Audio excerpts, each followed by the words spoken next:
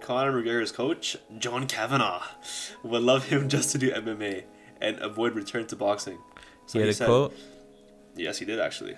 Okay. Just between us, yes. I would of course love him just to do MMA. I'm an MMA fanatic. I enjoy watching the odd boxing fight, but just the fact that I'm so involved in MMA, it seems so incomplete now. But I of course still have massive amount of admiration for them. I think that they're the toughest athletes in the world, because I think wrestling does something to you endurance-wise, which is just sickening. Anybody who's done some hard wrestling rounds, it's that while being punched in the face. It's incredible what the guys do. That being said, I love MMA, and I love Conor doing MMA. That was his quote. So what do you think? Report. What do I think about? I think he's saying that to basically scratch the Conor Manny. And after what happened recently, it would make sense. He lost to Poirier, and then if he goes out there and fights Manny, there's not enough hype right now. He needs at least this trilogy fight with either Poirier or Diaz. And I think he should focus on just MMA for now, because he's not doing too well. He lost to Floyd Mayweather, lost to Khabib. That's not MMA. Yeah, I know, but he lost. Yeah, but he lost to Khabib. He beat Cerrone, but we know who Cerrone is, right? And then he comes here and then he loses to Poirier. No, I think he's in a tough spot, man. I don't know what's next. You're just using. You're just taking all the situations of his recent fights and you're just playing it towards this narrative that he's doing so bad. Like Don Cerrone is not like something to play with. Like it's not that easy just to go in there and beat Don Cerrone. Like Conor himself was able to do what he did because of the strategy that he used and the skills that he possesses. Like it was at 170, right? Yeah, I think so. So like you can't just play it off like that. I get it. He's on a slump right now where he lost to Dustin Poirier. However, maybe it's a mental thing. Maybe that John Kavanagh is saying, like, okay, I know you're not in boxing right now, but don't even think about it. Just focus on MMA like completely. I don't want you to see you doing boxing drills. Like actually, boxing drills is not bad for MMA, but maybe he's saying like focus more back into the MMA game, where you're constantly studying what's happening in MMA today. If you looked at the trends of what's happening in MMA today, maybe you would have better prepared for like calf kicks, for example. You wouldn't have such a wide base. Maybe he's saying that or not. He's his coach, like he should have been saying something about the game plan and the calf kicks. But maybe this is just like a mental thing where he's saying, I can tell as a coach, like he's talking about it, people are asking, and it's in his mind that boxing is a potential, especially against like these legends, like to go from Mayweather to Manny, like that's literally the top two in this generation of fighters, especially for like this like legendary status. Like Canelo is getting up there and Triple G is getting up there, but they're nothing compared to Manny and Mayweather's like prestige. Canelo is. I don't know what Triple G. But no, Canelo and Mayweather's legacy is completely different.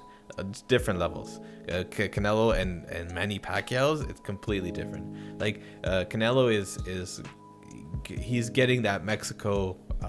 Like the army of Mexico coming and helping him and pushing him to the top. However, it's not fully like realized yet. He's getting there, but he's nowhere near what Manny has or what Mayweather has today.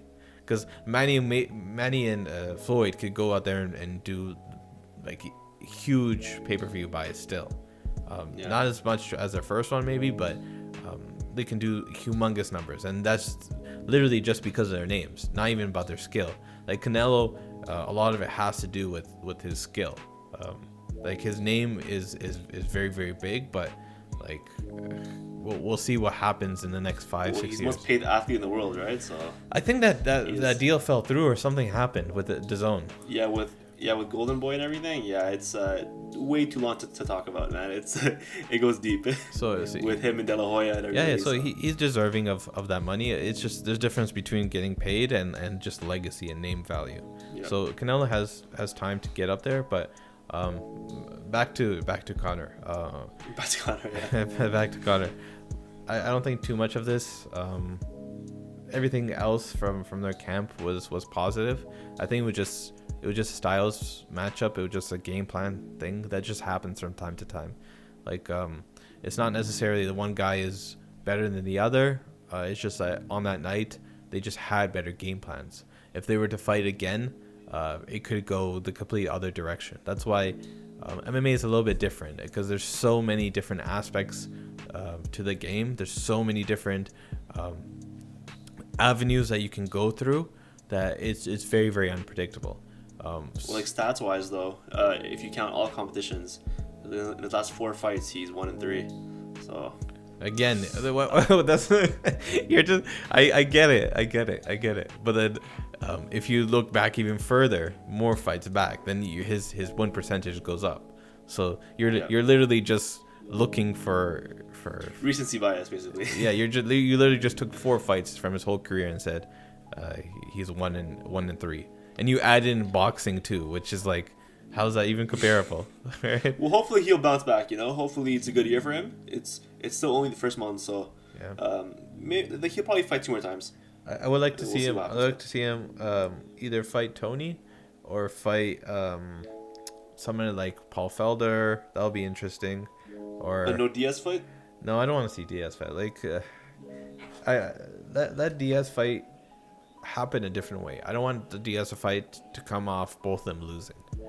It's not just about like excitement. It's just let these guys be as sharp as possible. Let them have this confidence, this momentum, that this build up that both of them can have. Just to do it dry and have them both coming off losses, and it doesn't feel very big. It feels kind of like just a cash grab, like, okay, Diaz versus Conor, as opposed to you have Nate. There was a conversation of Nate fighting somebody, I forget, but Dana didn't reveal it. George who? Jorge? No, I don't know.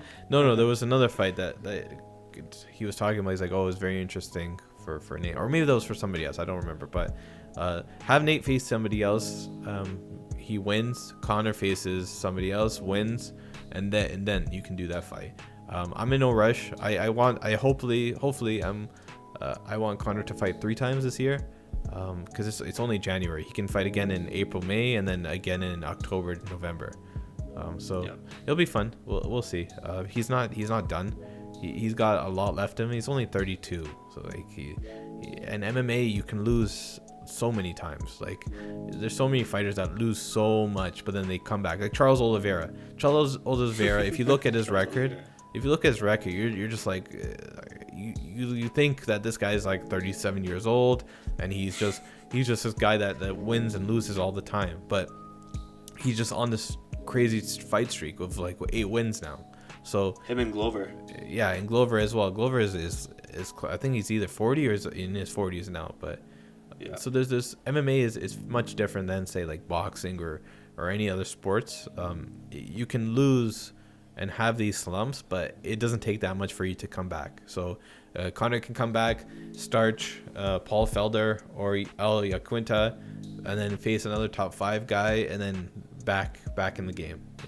By the end of the year, he can be back in the picture for a title, right? So I wish Conor had a little bit better performance with Dustin, but he's not completely done. You can still see the hunger in his voice, in his eyes, and in his aura, everything.